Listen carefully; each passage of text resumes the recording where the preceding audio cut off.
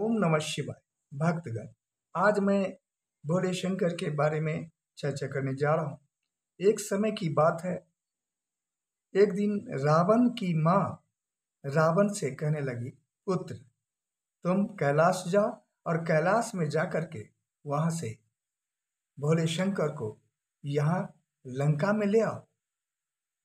माता के कहने पर रावण कैलाश चला गया और वहां जाकर के कैलाश में जाकर के शिवलिंग के सामने में अपना एक एक शीश काट कर चढ़ाने लगा भोले शंकर को प्रसन्न करने के। जब 9 शीश काट करके चढ़ा दिया, 10वां शीश चढ़ाने ही वाला था, तब देवादिदेव महादेव प्रकट हो गए रावण के सामने में और कहने लगे, जो रावण, मैं तुम्हारी भक्ति से बहुत ही प्रसन्न हूं, तुम वरदान मांगो।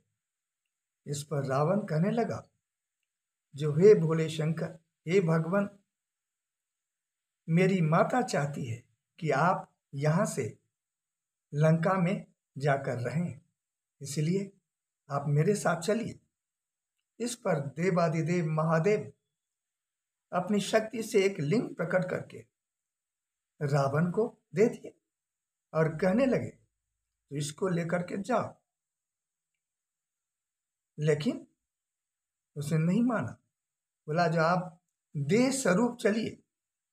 इस पर देवादिदेव महादेव बोले, जो मैं इस लिंग में प्रवेश कर जाता हूं, तुम लिंग को ले जाना। महादेव उस लिंग में प्रवेश कर गए। उस लिंग को लेकर के रावण बहुत प्रसन्न हो गया, लेकिन भोले शंकर लिंग भेंट देने से पहले कह दिए, जो इस लिंग को जमीनी रास्ते तुम ले जाना और जहां पर तुम रख दोगे, नीचे रख दोगे जमीन पर, मैं वहीं स्थापित हो जाऊंगा। रावण खुश होकर के लंका की ओर जाने लगा। इस पर सभी देवतागण चिंतित हो गए, जो भोले दानी क्या कर दिए। रावण तो अब हम लोगों को जीना मुश्किल कर देगा। जब गणेश जी को भी पता लगा तो वे भी दुखी हो गए। रावण को रोकने के लिए गणेश भगवान रावण के मार्ग में अनेक बाधाएं उत्पन्न करने लगे, जैसे कांटेदार पेड़ पौधे आग फैला दिए। रावण फिर भी निडर होकर के आगे ही आगे बढ़ता जा रहा था। गणेश भगवान बहुत दुखी हो गए, जो क्या करूं, कैसे रोकूं। उसी बीच विष्णु भगवान वहां प्रकट हो गए और गणेश जी से कहने लगे, तो जहां पर बुद्धि से काम लिया जा सकता है, वहां से बल का प्रयोग नहीं करना चाहिए। इस पर गणेश भगवान विष्णु भगवान से कहने लगे, जो हे भगवान, मैं आपकी बात को समझ गया। फिर गणेश भगवान बैजू नाम का चरवाहा का रूप धारण करके रावण के सामने में आ गए और रावण से कहने लगे, जो तुम कौन हो, इस पत्थर को लेकर के कहाँ जा रहे हो। इस पर रावण क्रोध में आकर कहने लगा, तुम्हें पता नहीं है मैं कौन हूं, मैं रावण हूं, और तुम जिसको पत्थर समझ रहे हो ये भोले शंकर हैं। फिर ऐसा कह करके रावण चलने लगा। उसी समय गणेश भगवान एक घड़े से जल पीने लगे। फिर रावण ने जब गणेश भगवान को जल पीते हुए देखा, उसे भी प्यास लग गई। ये तो सब उनकी माया थी गणेश भगवान की। जब प्यास लग गई तो लौट करके गणेश भगवान के पास में आया और कहने लगा, मुझे भी पानी दो, मुझे भी प्यास लग गई। तो गणेश भगवान कहने लगे, जो बैजू नाम के चरवाहा बने थे, वे कहने लगे, इस घड़े का सारा जल मैंने पी लिया है, इसमें तो नहीं है, मैं किसी सरोवर से ला करके देता हूँ, तब तक यहीं रुको। वे एक सरोवर के नजदीक में उस घड़ा को लेकर के चले गए और वरुण देवता से विनती करने लगे। वरुण देवता प्रकट हो गए और गणेश जी से कहने लगे, जो मैं आपकी बात को समझता हूँ, मैं ऐसा करता हूँ, इस सारे सरोवर के जल को इस घड़े में भर देता हूँ, इसी में समाहित कर देता हूँ और उसको ले जा करके आप रावण को पिला दीजिए।